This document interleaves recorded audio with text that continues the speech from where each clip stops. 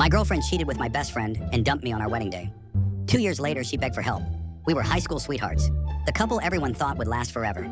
Prom king and queen cliche. We went to the same college, moved in together after graduation, and 5 years later, I proposed. She cried when she said yes. I thought it was a fairy tale. But behind my back, for the last year of our engagement, she was sleeping with my best friend Nick, the guy I'd known since middle school, my best man, the one who helped me pick out the ring.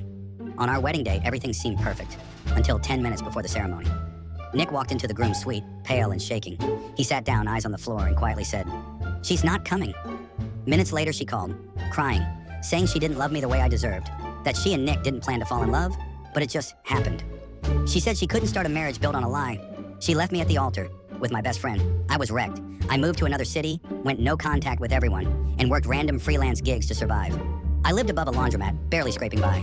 I spent months cycling between heartbreak, anger, and numbness. Then something inside me snapped.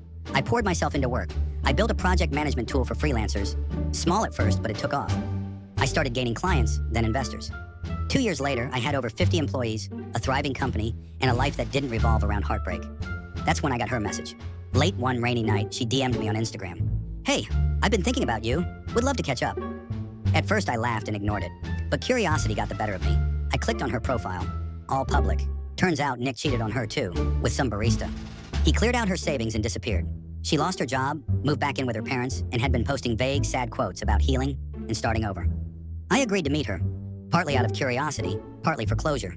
When she walked into the coffee shop, she looked different, tired, smaller somehow. She smiled like none of it had happened and talked like we were just old friends catching up.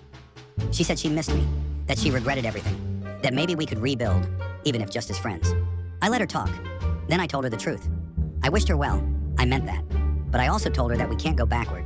That trust, once broken like that, doesn't get fixed. Not fully, not ever. She cried. I didn't. I walked away from that coffee shop feeling lighter than I had in years. Sometimes life gives you the closure you never thought you'd get. Other times it gives you a front row seat to someone else's karma. Either way, that day I finally understood what peace really feels like.